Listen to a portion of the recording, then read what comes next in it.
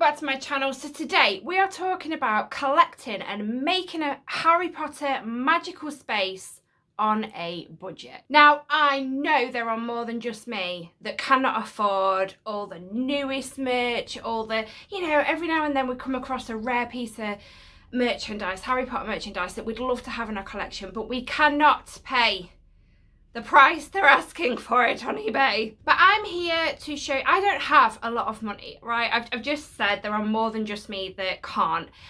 But yet I have a really magical home and it's all done on a budget. Not gonna lie, some of it has obviously took a while to build up, but I'm here to talk about it with you today and just give you some pointers and tips for if you want a magical space on a budget, because like me, you cannot afford all the newest bits of merch or, a lot of, I don't know what I'm trying to say. You want a magical space, but you can't afford it all. So yeah, hopefully you go away with some ideas and some inspiration when you've watched this video. But before we get started, guys, if this is the first time you're seeing my face, hello and welcome to my channel. If you love anything to do with Harry Potter, then this is the place for you. Join the magic and mayhem by hitting subscribe, because I'd love to have you. A massive thank you to these guys. These guys are my Patreons. They help me keep this channel running just that little bit more. If you'd like to know anything about Patreon, it's linked in the description of this video, along with my social medias. Go see what I'm up to on those. But yeah, it definitely takes time to get it how you want. But there are also areas within my house that haven't took long to do at all. So we're going to talk about, for the people that want to get creative, all right? So if you're not a creative person, just hold on, because we will be moving on to another subject on budget, collecting and creating magical spaces. But this is for the people that don't mind getting a bit creative. I do actually have a DIY playlist of different things I have made that I do. This is one of them. This wasn't a cheap thing to make, so this isn't actually a good example, but this is on there if you want to see it. But there are things within my home that I have made, and it's things that you don't have to spend a fortune on. I have made things on this channel, Harry Potter replicas or items that I have made just by finding things around the house. I'm really sorry if you can hear the background noise. There is a massive lorry outside digging the path up. I don't quite know what's going on, but they're digging the path up. I don't know why. So if you know anybody that has a printer, or you have a printer yourself, print pictures. Print pictures. You could print pictures of like the fat lady that's in the Gryffindor common room, pictures of Dumbledore. Then I'm in the UK, so I have shops like B&M and The Range. I don't know if they are in other places, but you will have your shops that, like B&M and The Range for us, they're sort of not cheap and cheerful. That's what I was going to call it. It's not cheap and cheerful, but they're quite good for prices, and you can pick picture frames up so at a reasonable price. So print pictures off, frame them, get them up in a room. You could have like an array of them. Is that the right choice of word? I don't even know. You could make a wall in your house look Harry Potter. I mean, yeah, to do that, ink isn't that cheap and you'd need a few picture frames, but it's something you could build up over time.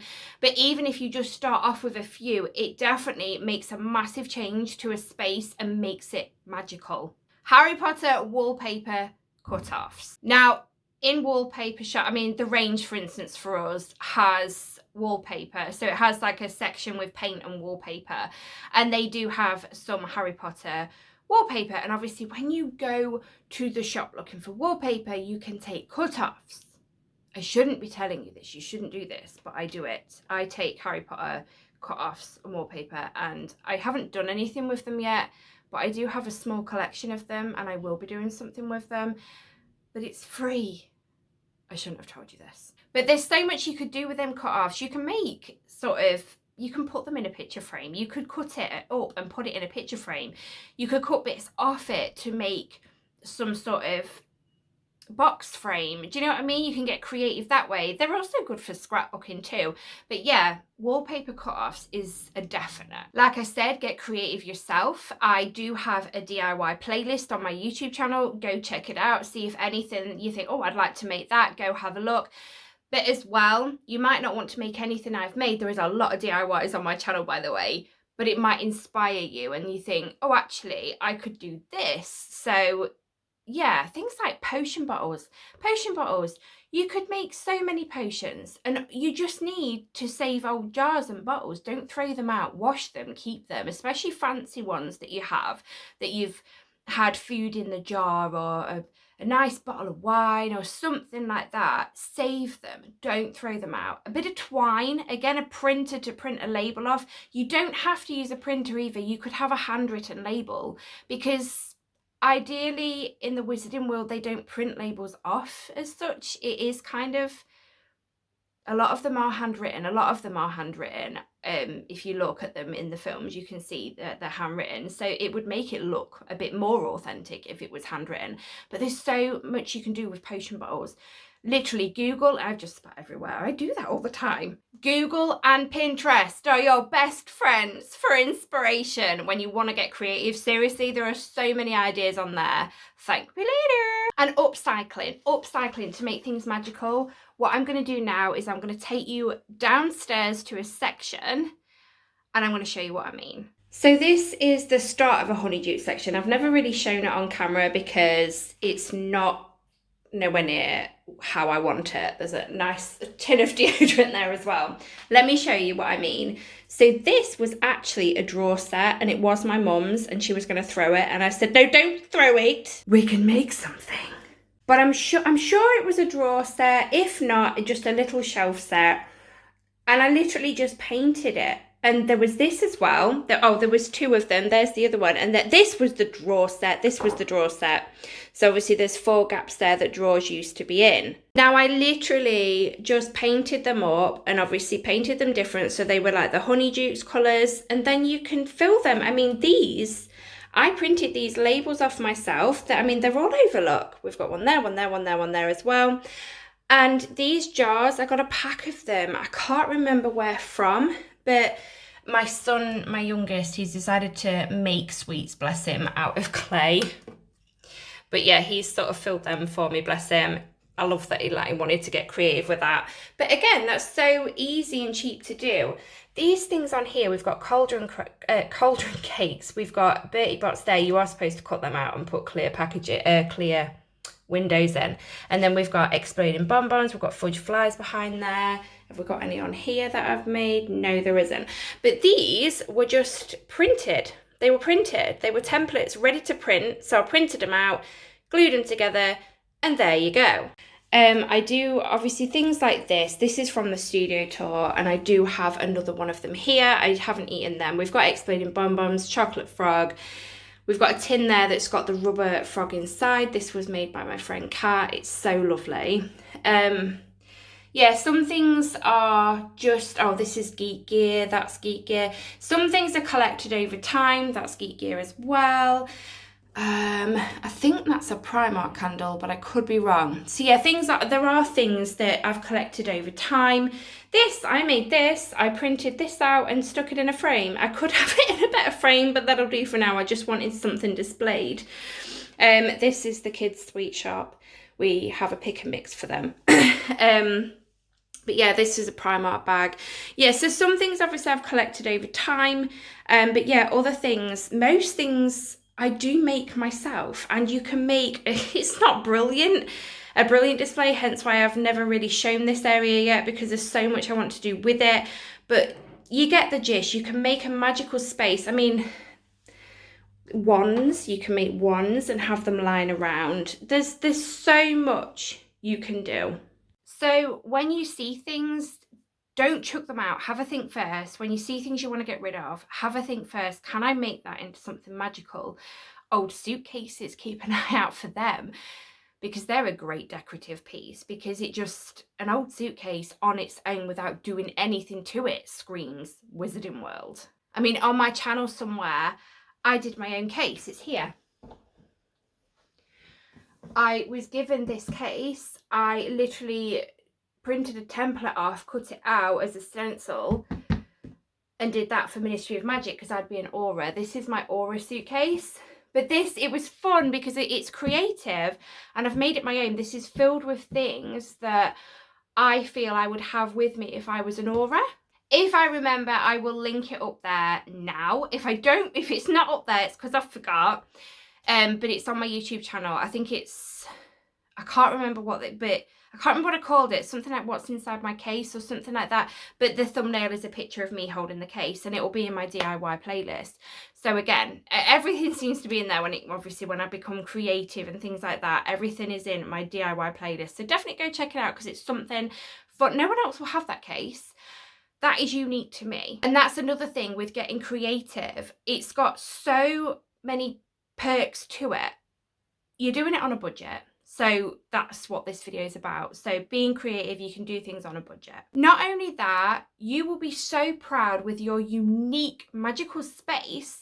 And then it's also a conversation starter when people come for a cup of tea and come to see you, and they're admiring your new magical space. And it kind of tells a story, and you can say, well, yeah, I made that. Like, they'll say, where did you buy that from? I didn't, I made it. And it just makes it that much more special. Create your own artwork. I will quickly show you some of mine. I am no artist, but that was pretty easy to create. I just drew an outline of that. I found the picture on Pinterest.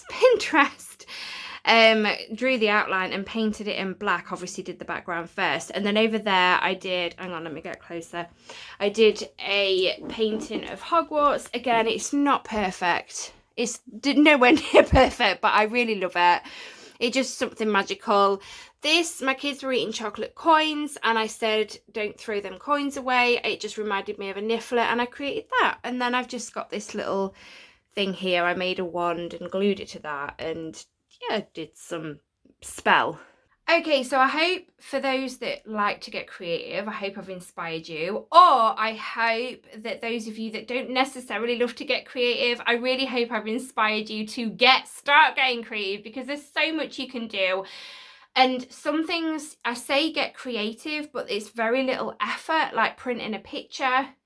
It's easy enough to do and stick it in a frame, but it would just make it look magical. I mean, you could have, say, I mean, I haven't got this, but I've just come up with this idea and it's actually really cool. You could have a picture of Dumbledore in a frame and have either side on a freestanding frame that stands, not on a wall, and either side you could have like a gold candlestick holder and have some white candlesticks in. That would look really cool. That would look really magical. But anyway, there you go. Look, I've planned this video out and I'm still thinking of new things. Getting creative, honestly, seriously. And I'm only a message away. I'm only a message away if you want to ask anything. Okay, so let's start talking about buying for your collection. To start with, you need money to purchase licensed items or non-licensed, you know, whatever you're wanting or seeing that you want in your collection on display in your magical space. So number one thing we tend to do when we want something is we save up.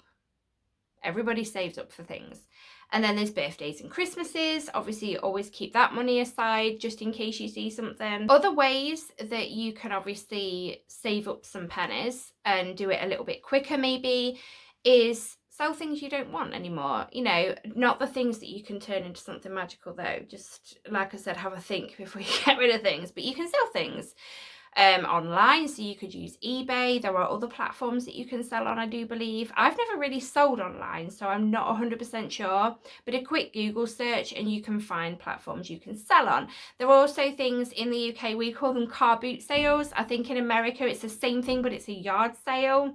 But there's things like that. So, you know, yeah, have a car boot or a yard sale and sell things you don't. What's that saying?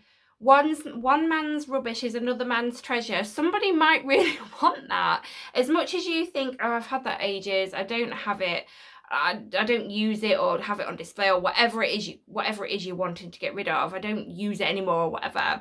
But somebody else might see that and think, oh my God, I've been looking for one of them. Do you know what I mean? So yeah, one man's rubbish. I don't know if that is the right word. One man's rubbish is another man's treasure. And then we have budget collecting. So buying things secondhand. You can look on eBay. Yeah, obviously I know some things are overpriced. Just be careful when you look on eBay.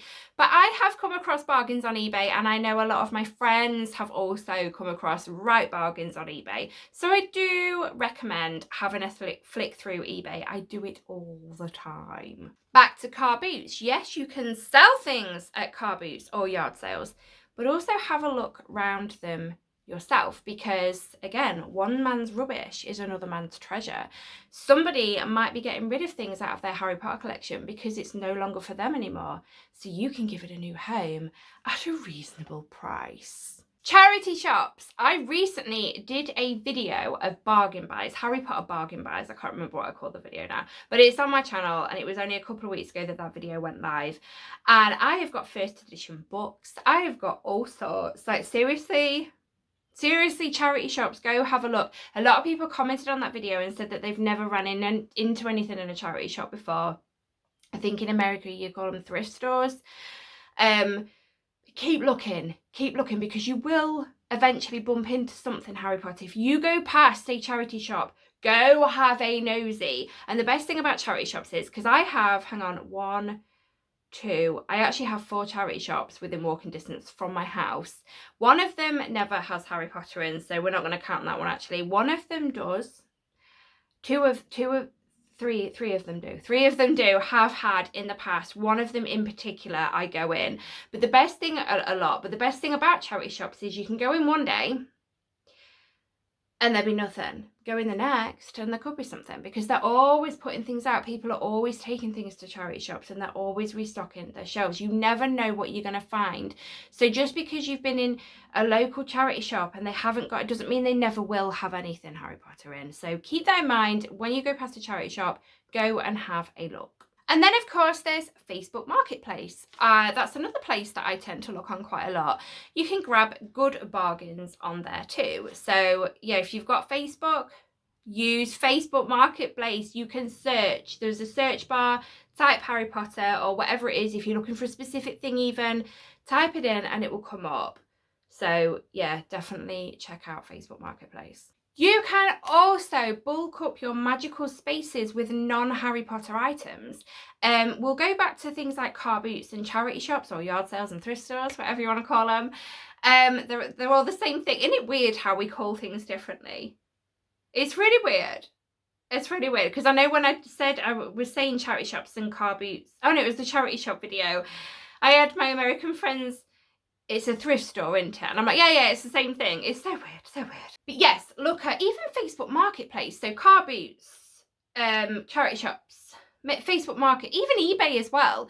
You can find really old items. Within my bargain haul charity shop video that I did the other week, I showed you an item. It was a lantern. It's meant to be oil, but it's actually battery, and you just turn the back and it lights up and it flickers like a candle.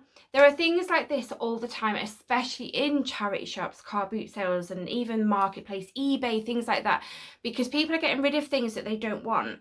And when they're getting rid of things that they don't want, it's often stuff that they've had for a while. So it's quite, you are going to run into some really old-fashioned things. But I do have a lot that's not Harry Potter, but it screams Harry Potter. I'm trying to see if I've got something for an example. This at the back here, that's not from a charity shop, but this at the back here, just as an example, it's not Harry Potter.